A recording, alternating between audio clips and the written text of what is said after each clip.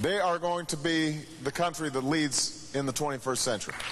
I mean, that's the bottom line.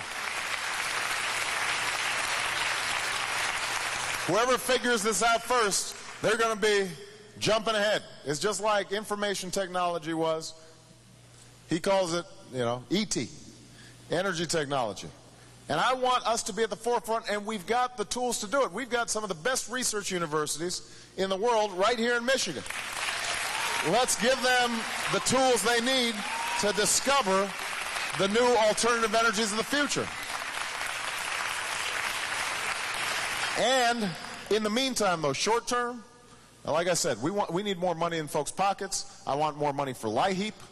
And I also want to work with homeowners to insulate their homes, get new windows in, give people incentives to make their homes more energy efficient.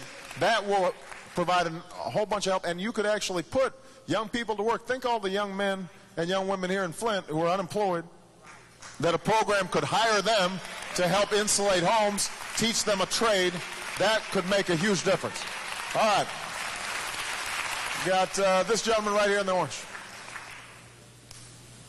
Well, Senator, on behalf of the 14,000 members of the Labor's International Union in North America, welcome back to Michigan. Okay. You'd kind of touched on it earlier, and I don't want to belabor the issue of the war, but you'd referenced the fiscal reserves Iraq has versus in this country we see our roads crumbling before our very eyes, ceilings are falling down on our kids when they go to school during the day, we have bridges falling apart and folks are dying, our wastewater systems need upgrades and new installations, same with, in other words, infrastructure. How do we convince our neighbors and our friends that an immediate withdrawal from Iraq is not unpatriotic, that everybody is a patriot if they're a citizen of this country, and in fact, as patriots, we call for an investment in our communities, in our kids, in our neighbors, in our cities, in our states, instead of provinces over in Iraq? Well, look, even the Bush administration now admits that we need a time frame.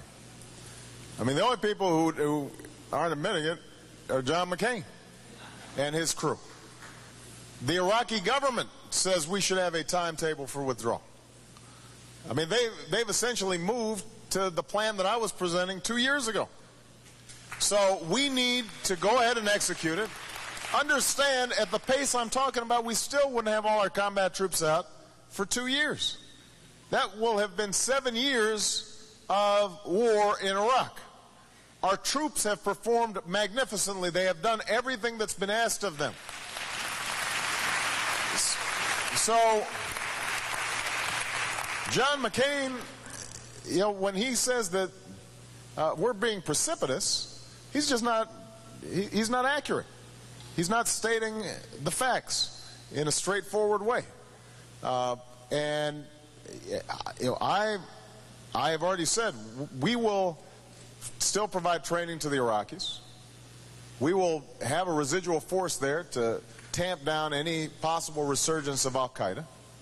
But what we can't do is have a situation where Iraq has $80 billion that they're not spending in their own country, and we've got $10 billion a month that is being spent over there when it needs to be spent right here at home.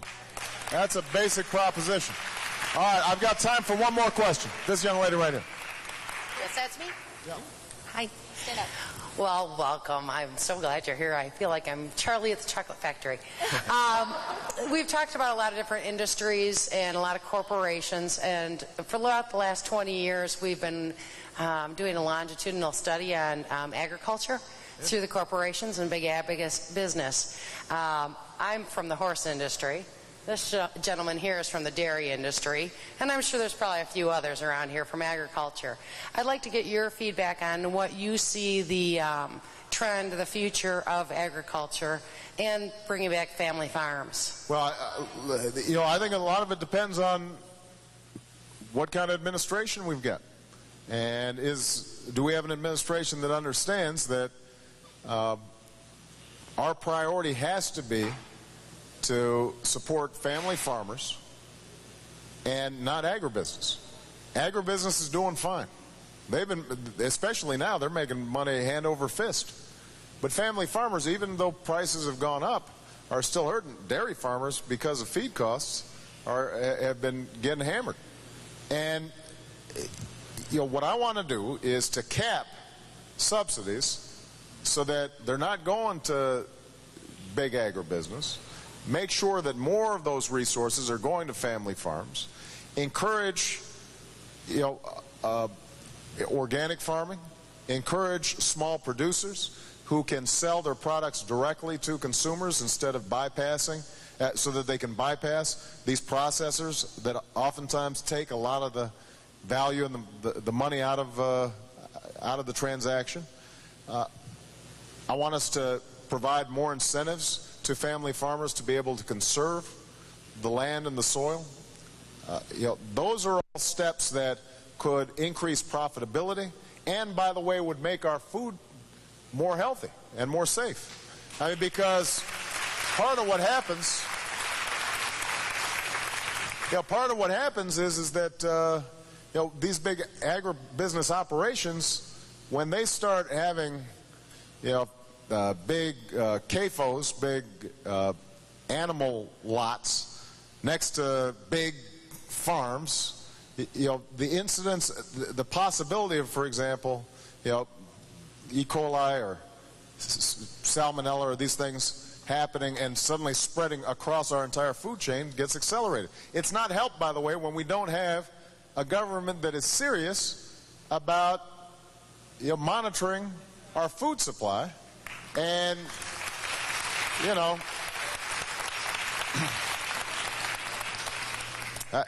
it's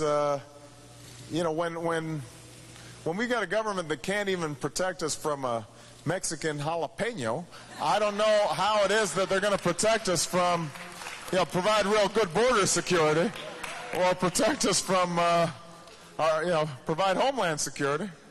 You got to start with the jalapeno.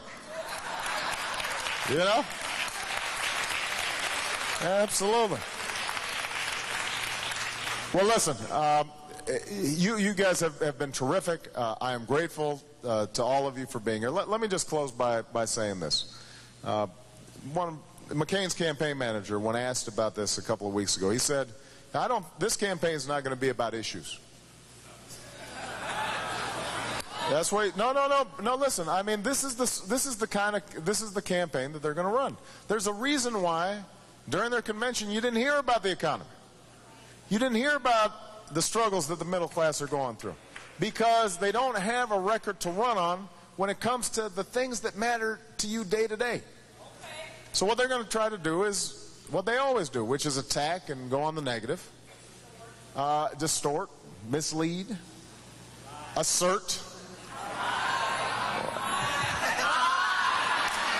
So, but I just want to remind people that those tactics have worked in the past. They worked in 2004. They've worked in 2000. And if they have their way, then this election is going to be about John McCain. It's going to be about me.